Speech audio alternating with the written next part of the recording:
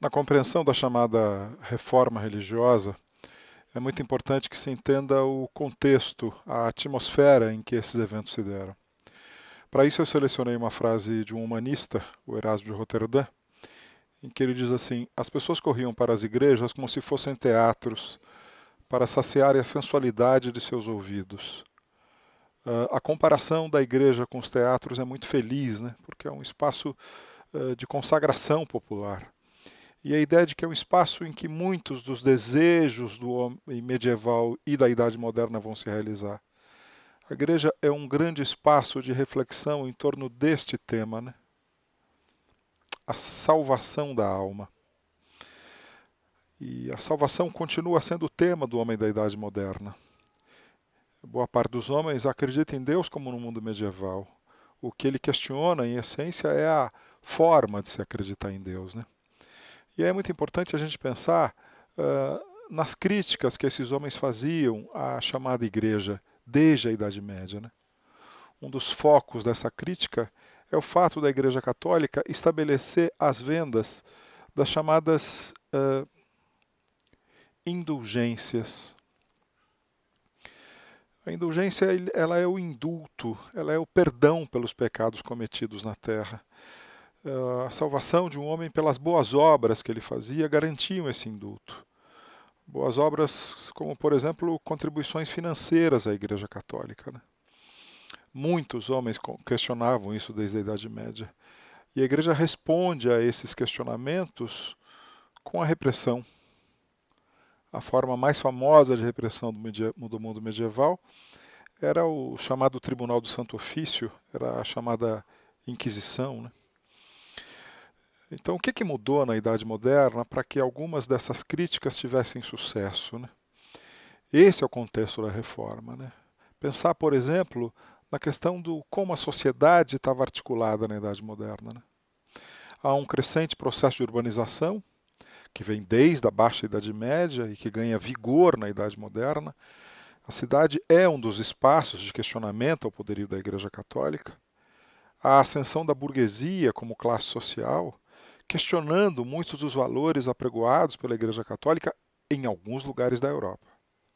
E o papel desempenhado pelas universidades medievais, como um centro de saber, um polo de reflexão sobre teologia. É bom lembrar, por exemplo, que Martinho Lutero era professor de uma universidade, a Universidade de Wittenberg, no seu questionamento à Igreja Católica. Na esfera da questão política, a gente pode lembrar que existe um poder local que muitas vezes questiona o poder universal da Igreja Católica.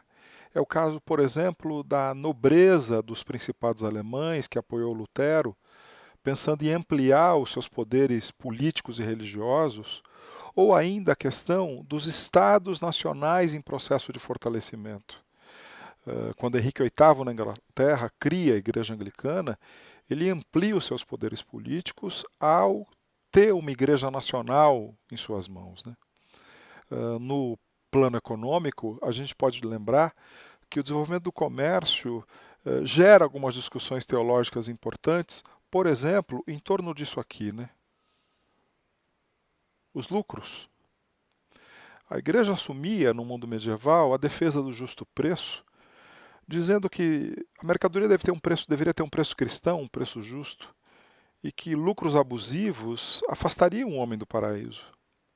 Além disso, a igreja também assumia uma postura de questionamento aos juros, considerando que a usura, o empréstimo de dinheiro a juros, também poderia ser uma atividade pecaminosa. Então, muitos homens vinculados à economia comercial gostariam de ter uma religiosidade cristã mais amena em relação a essas posturas, né?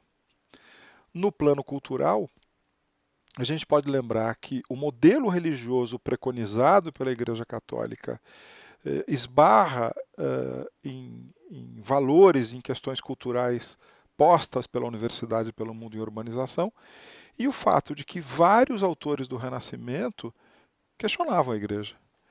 É o caso, por exemplo, de Erasmo de Roterdã, na obra Elogia à Loucura.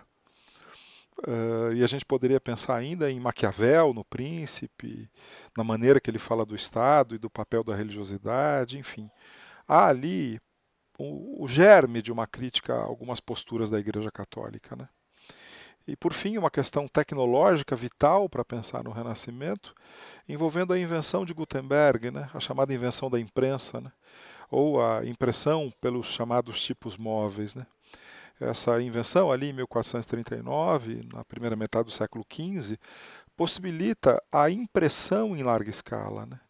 Não se depende mais de um copista medieval. Um livro, quando impresso, poderia ter 3.000 cópias, né? A gente pode pensar, por exemplo, que as 95 teses do Lutero se transformaram populares por uma impressão em larga escala. Ou que a própria Bíblia, traduzida por Lutero, ganhou corpo por conta da invenção do Gutenberg, né? Se eu passo a ter uma religiosidade que defende que o fiel deve ler e interpretar a palavra de Deus, a invenção do Gutenberg tem um papel central. Enfim, todo esse processo que a gente está descrevendo favorece uma nova modalidade de religiosidade, né? A gente pode pensar que a gente tem agora congregações locais, é o caso das igrejas luteranas, por exemplo, e igrejas nacionais, como, por exemplo, a igreja anglicana na Inglaterra, né? Então eu não tenho mais uma única igreja internacional, como prevalecia na Idade Média, mas novas esferas de poder religioso.